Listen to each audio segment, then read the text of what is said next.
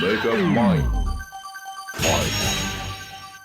I feel like some people can be a bit narrow-minded in terms of which TF2 weapons they prefer to use. Sure, the game hasn't gotten a major balance update in well over half a decade, and the community has more than effectively figured out what the most effective weapons for each class are, but in a game with over 150 unlockable weapons, you'd think that seeing someone run something fun or off-meta would be less of a surprise than it generally is. So in this video, I want to discuss some off-meta TF2 weapons that I personally really like. I literally make half of my income talking about this game's weapons, so I definitely have some degree of experience using off-meta stuff. I want to stress, we're talking about off-meta weapons, not underrated, underused, or bad weapons. To call any of these weapons bad would be a gross miscalculation, and I like to think of them more as either semi-relevant novelties to straight-up good if underused weapons, rather than terrible underrated gems that I have to put on a cape for. We're not going to be talking about the buffalo steak or the hot hand or the overdose in this video. You'll see what I mean. Regardless, let's dive in. Starting with Scout, we have one of my recent newfound favorites in the Force of Nature. Now, the Force of Nature obviously isn't bad or hated, and I do know people who've identified as dedicated Force of Nature mains, but in general, this is not a weapon you see in casual too often. I think part of it has to do with the sheer reliability of stock, and especially the Soda Popper, and also because this thing mandates some real playstyle adjustments for a Scout. Firing it while in midair completely halts any aerial momentum you had, and its damage can often feel as though it's just shy of securing the kill on important enemies. However, after recording footage of this item for my knockback weapons video, I found it to be an immediately enjoyable weapon and one that I was eager to dive back in and use more of. I even went out of my way to buy an Australian one, that's how much I like it. There's just something so satisfying about blindsiding enemies and knockback stronger than an air blast, while also chunking their HP, and nothing matches the sheer visceral mind candy that is double tapping someone for an instant kill. Plus, while I very controversially did not fully understand the extent of it at the time of making my knockback video, this thing has some insane hidden movement tech beyond its simple third jump, and it really is a weapon that rewards experimentation in spades. I said that I liked it in that video, but apparently I didn't like it enough or in the right ways, so I'm correcting that now. The Force of Nature is very fun. Soldier and Pyro are in an interesting position for this video, as they're both classes I don't generally stray too far from the established meta for. I considered putting either the Conqueror or the Panic Attack in their respective slots, but something in my brain kept me from doing that, and instead I decided to consolidate them into what I believe is a very underrated multi-class weapon, the Reserve Shooter. The Reserve Shooter is such a neat underrated gun, having the same stats but serving an entirely different function on each class. On Soldier, it's a potent combo tool that pairs exceptionally well with something like the Liberty Launcher, or just the ability to pop up enemies, being able to pop enemies up and quickly tap them with a shot from this gun for the kill. On Pyro, it's a surprisingly effective alternative to the Panic Attack, having increased, if slightly worse, switch speed and otherwise identical damage and spread to stock. I realized that when this weapon could mini-crit after an air blast, it was one of the most hated weapons in the game, but in its current state, I honestly think it's a really solid no-frills option that rests comfortably alongside the shotgun and Panic Attack. Also, it has a cool firing sound.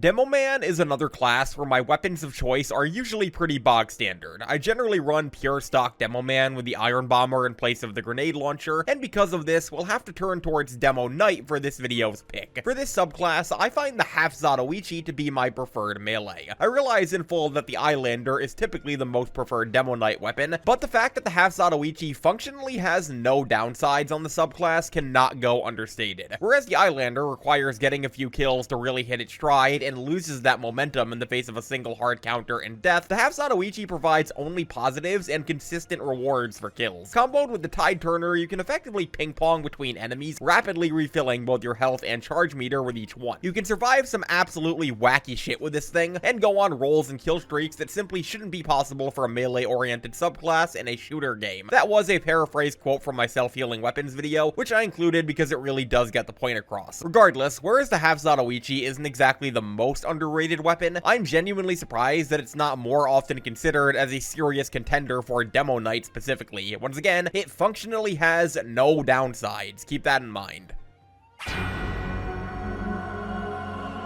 Heavy is my main, and I've not made it a secret on this channel that I tend to scrutinize weapons for him harder than any other class. A bad heavy weapon is extra bad for me because I have hundreds of hours playing the class and a more experienced perspective on him. That said, we are too mean to the Colong Heater, and I've never understood why. This is a weapon that I've always been higher on than others, but I didn't realize the full visceral potential of until recently. Simply put, this thing does a lot of fucking damage, and unlike the Brass Beast, it doesn't sacrifice too much to do it. I know a lot of people really hate the rapid ammo consumption, but if you play intelligently and make sure to only jump rev for important encounters while also scooping up dropped ammo boxes, it's easily mitigated. Otherwise, this thing's close range damage between the Ring of Fire, base damage, and boosted damage against burning players is absolutely tremendous and can legitimately shred enemies in milliseconds. This thing comfortably outpaces the damage of all of Heavy's other primaries when the chips stack in its favor. On top of this, it's extremely powerful for both shutting down choke points and especially as a dedicated cart heavy weapon where it virtually has no downsides. It's also really fun to drop on top of enemies using this thing and ignite them all at once only to shred them in a matter of moments. This is no joke, probably my third favorite minigun for Heavy, and one that I would strongly recommend giving an earnest try. If you can adapt to its playstyle, there is nothing else like it in the game. Engineer famously has very few weapons, and the ones that he does have are all extensively well documented in terms of their quality and usefulness. That said, I'm surprised that more people don't use the short circuit. I realize why. It's because the pistol and Wrangler are both incredibly splashable into any loadout, whereas the short circuit is more specialized, but in situations where it shines, it really shines. With a reliable, constantly refilling metal supply like a cart or dispenser, this thing becomes an uncontested king at providing coverage to your team from projectiles and spam, and its usability as a pure combat tool is a bit underrated in my opinion. There's nothing like standing on a cart and just chucking out energy ball after energy ball, ruining the enemy soldiers and demos days as they doggedly try and figure out why their 8,000 hours of comp experience aren't helping against this tiny little Texan man and his arm plug. Plus, it's unironically really great at cleaning up low health enemies in an incredibly easy and non-committal way. So while I do understand why the short circuit is certainly Engineer's most niche secondary, it's also one that I feel is totally effective in that niche and worth using more often than people consider. For Medic, we're going to be violating the rules of this list a little bit and talking about a combination of two weapons. We're doing this primarily because these two weapons work really well in tandem to bring out the best in each other like a good sitcom couple. The Blutsauger and the Solemn Vow. Now, both of these weapons can be totally effective on their own, if inarguably outclassed by the Holy Duo, but when you combine them together is when their real potential comes out. The Blutsauger is obviously a much more aggressive, combat-oriented syringe gun, and the Solemn Vow allows you to passively see enemy health, so what these weapons do together is enable a much more active and aggressive medic playstyle. If you're healing someone or in between heal targets and notice a fleeing or over-encroaching enemy on death's door, then you have exactly the tools you need to clean them up at very little risk to yourself. On top of that, it enables you to gauge risks and decide whether or not to fight or fly after your heal target dies super effectively. This loadout allows medic to dynamically assess risks and pick his battles as they come, and it's honestly reinvigorated my interest in playing the class in general. It's far from meta, but it's also far from bad or even gimmicky. If you're burnt out on the old crossbow Ubersaw combo and don't mind a little bit of a shakeup, try this loadout out. It's Battle Medic Light, and I like that.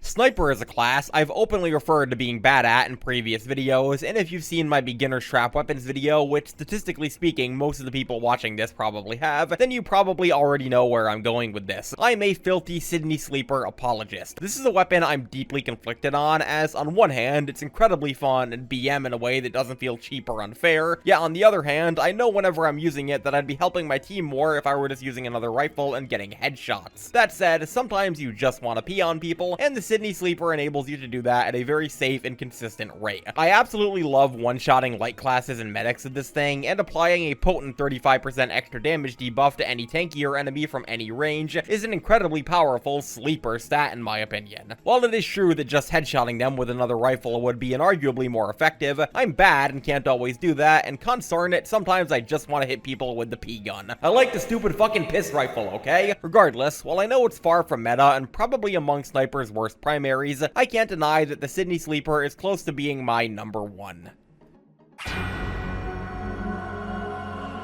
And lastly is Spy, and just like Sniper, my choice for him is a weapon that I've negatively referred to in previous videos, the Your Eternal Reward. I actually talked about this one in what's currently my most viewed non-short TF2 video, and if you've seen it, you'll remember that I was pretty mean to this weapon on a practicality level. You'll also remember that I mentioned repeatedly how fucking cool it is. This weapon absolutely rocks when it works. While it's objectively pretty bad and does overcomplicate Spy's basic job, the amount of bonkers stuff you're able to get away with using this thing is absolutely ludicrous. Being a legitimate body snatcher and seamlessly taking the place of enemies is unrivaled in terms of the level of dopamine hits you experience as Spy, and the fact that enemies simply don't seem to react more often than not when you use this weapon really makes you feel like a true big brain assassin rather than the weakest class in the game. This feels like how Spy was intended to be played, a hard to pin down, infiltration oriented snake, rather than whatever the TF2 community have turned him into. Basically, this thing feels like Spy fully realized as a gameplay concept, and despite its numerous issues and general lack of goodness, I still really like using it every now and then.